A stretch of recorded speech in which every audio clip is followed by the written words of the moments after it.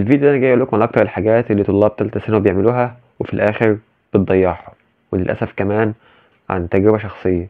فتابع الفيديو للاخر. فنصيحة من اخ لاخوه، انا عايزك تتابع الفيديو كويس يعني من اوله لاخره، مش بقول لك عشان يعني مصلحتي تسمع، لا، يعني انا قايل لك نصايح انا كان نفسي والله وانا كنت في ثالثه ثانوي كان حد يقولها لي، يعني كانت هتفرق معايا. انا واحد ضيعت وقت ومجهود وفلوس وكمان يعني اثرت عليا في المجموع اخر السنه. انت حاول تسمع الفيديو كويس عشان تتجنب الحاجات اللي انا وقعت فيها، ويلا بقى نشوف الحاجات ديت. يعني من غير كلام ياما يعني، والفيديو ان شاء الله مش هيكون اكتر من 4 دقايق يعني باذن الله. فيلا نشوف الحاجات دي. اول حاجه بتلاقي الطالب ثالثه ثانوي بيحل لك في الماده اكتر من كتاب او كتابين. دي تعتبر من اكتر الاخطاء اللي طلاب ثالثه ثانوي بيعملوها. اصل معلش انت طالب عندك فوق 5 مواد، فانت هتجيب مثلا في كل ماده كتابين 3. وغير كده اصلا يعني الاستاذ اللي انت بتاخد عنده ممكن يكون مديك مذكره فيها يعني 500 سؤال عايزين يتحلوا، او 500 صفحه بقى على كل درس. ما يعني فيها اسئله، فيها كام اسئله ياما. فانت شوف بقى انت هتحل الكتب اللي انت جايبها دي امتى ومذكرة الأستاذ دي امتى. فأنت تكون مركز في كتاب فاهم كل أسئلته وكل حاجة، أحسن ما تكون مشتت من بين من 5 ل6 كتب. تاني حاجة إنك تلاقي الطالب تالتة ثانوي بياخد لك في المادة أكتر من درس. طب أنا عايزك تديني سبب مقنع يعني يخليك إنك تاخد يعني في أي مادة درسين. هتقول لي مش عارف أستاذ بيحل وأستاذ بيشرح. هقول لك إن في حاجة اسمها يعني إنترنت، تقدر تخش عليها تشوف الجزء اللي ناقص.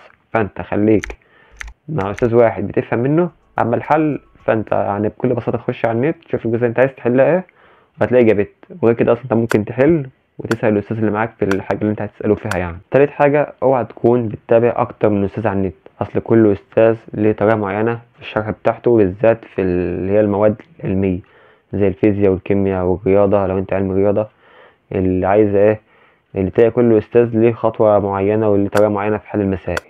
فانت خليك مع استاذ واحد تفهم منه. رابع حاجه اوعى تكون بتعملها، اوعى تكون بتسمع كلام اصحابك في الدروس. يعني كلام اصحابك ده هو اللي هيوديك في داهيه اقسم بالله في الاخر.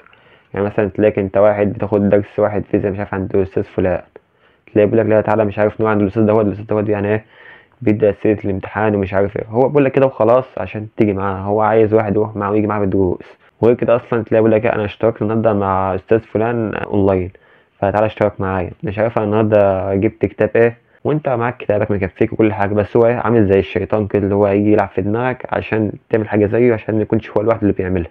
فانت خليك في نفسك ومهما حصل ما تسمعش اي كلام اي حد. اللي انت شايفه صح ولمصلحتك اعمله. خامس حاجه، اوعى تكون بتفوت صلاتك تحت اي ظرف من الظروف، سواء انت كنت بتذاكر او سواء انت مثلا كنت بتعمل حاجه معينه في المذاكره برضه تحل مساله مش عارف ايه. فانت مهما حصل سمحت الصلاه اذنت، فانت على طول تسيب كل حاجه تروح على الله المسجد. أكبر اصل انت بص، الله اصل أكبر. اول حاجه تسالها مش مذاكره طبعا يعني، اول حاجه تسالها هي ايه؟ هي الصلاه.